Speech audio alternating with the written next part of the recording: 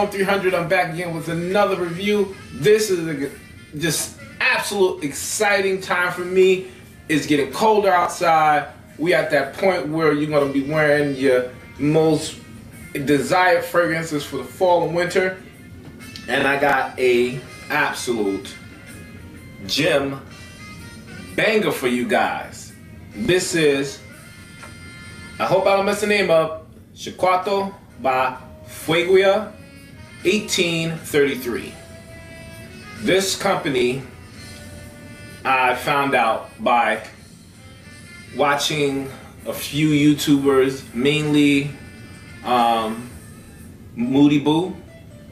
The gentleman, I don't want to mess his name up. He passed, I think, about a year ago. Rest in peace, homeboy. And also Eric, my man. You know, Eric got probably every fragrance in the world. But I saw a couple of reviews talk about this fragrance. I saw Moody Boo's, review. So I said, you know what? Let me get a sample. Check it out. Honestly, the sample that I got, I wasn't too impressed with it at the first try. I was just like, this is okay. It wasn't something that excited me too much. A year later, literally a whole year later, I stumbled upon my little stash of samples. I said, let me try it out again. I tried the thing out again, and it blew me away. I said, this is not the same fragrance. This cannot be the same fragrance. Look at the little name from Lucky Scent. Same damn fragrance, but totally smelled different. Before, it was like a light, almost powdery kind of chocolate smell that was really faint. That next time I put it on, the powder was a little bit subdued, more of a chocolate, melted cocoa kind of feel that came out. So I said, when I get some money, I'm picking that thing up. Went to New York. I smelled it from the bottle itself. I was sold. I said, I'm ordering a bottle. So here we go. Order this bottle from the actual store, Fuegia, that's in Manhattan right now. I think they've been there maybe 2 years, if I'm not mistaken, a year or two. And let me tell you about this fragrance, guys. This is a special fragrance. This is special. This is, from what I read and what I gathered, the fragrance was made from an actual drink that they had back, I think it was the Aborigine kind of drink that they had, and it was made for the most high-powered group of people, royalty or leaders. And the common folk couldn't actually drink this drink that they made.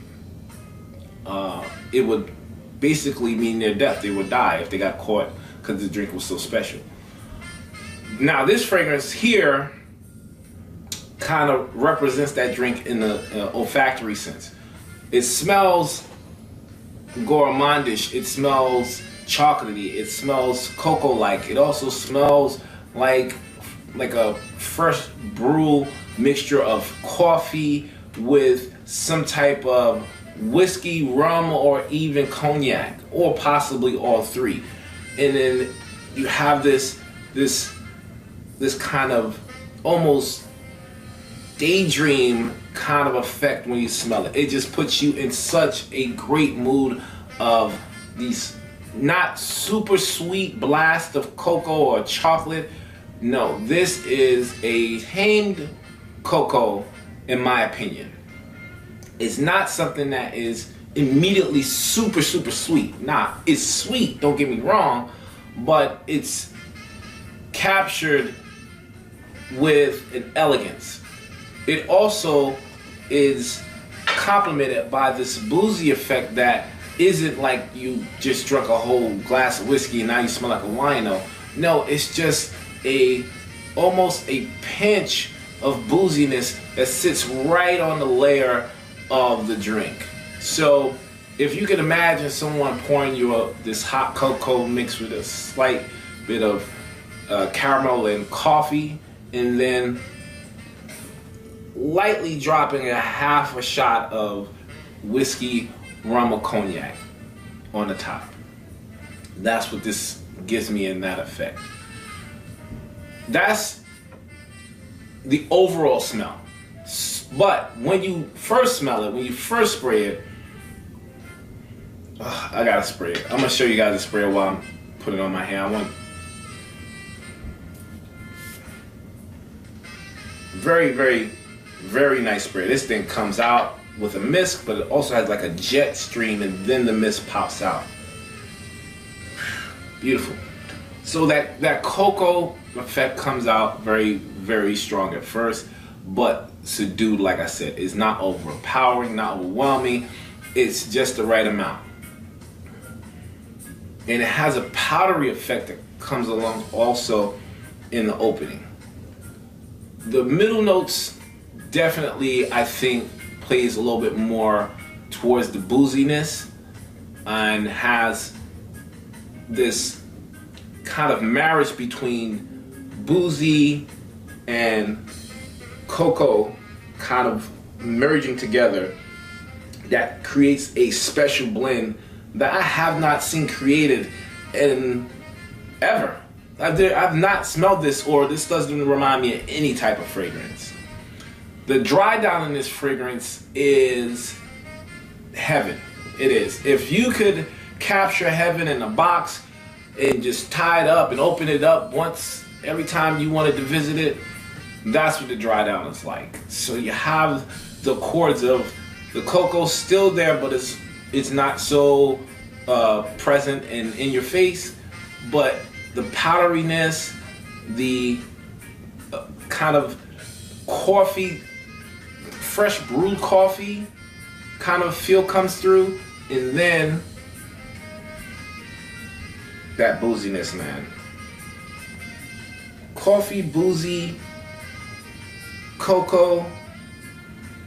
It's, for me, this is a perfect balance gourmand fragrance. It just doesn't lean one way like cloying, or it doesn't lean another way too sweet, or too powerful or too light. It sits right at the perfect blend of a gourmand fragrance. And this is the twist. Not only gourmand lovers are going to like this fragrance. People that like powdery fragrance are going to like this fragrance. If you like boozy fragrances, you're going to like this fragrance. If you like slightly drier fragrances versus these bombastic type of just sticky, gooey, or resinous type of fragrances, you're going to like this one. I tell you, this is a fragrance that people that know the brand will know this fragrance. And you will definitely appreciate it. Get a sample, call the company up. I'm telling you guys, you're gonna definitely like this fragrance. If I say so, look at me. I'm gonna tell you now. I'm putting my stamp on this one. The stamp, bam. This one is a winner, 100%. Times to wear this. Yeah, if you haven't, check out my fall list. You'll see where it landed on the fall list. I think this is an impeccable fragrance, and you can't go wrong for the fall with this one. It meets all the requirements for getting a fragrance that will last in the cooler type of weather, but also won't be so room capturing that it's just overwhelming you and everybody else. It's a great fragrance for the fall. It's a great fragrance for the winter. Also, I just think it leans more towards the fall because you can get more. I think you'll appreciate it more. It's not one of the fragrances that will distract you from the cold when it's too cold outside. I think it's one of those fragrances that will seduce you into just really enjoying the fragrance just because you have these cool breezes around you if you're outside. Nighttime, definitely. I wouldn't wear this in the daytime. Special occasions, in my opinion, wearing this fragrance. The fragrance lasts,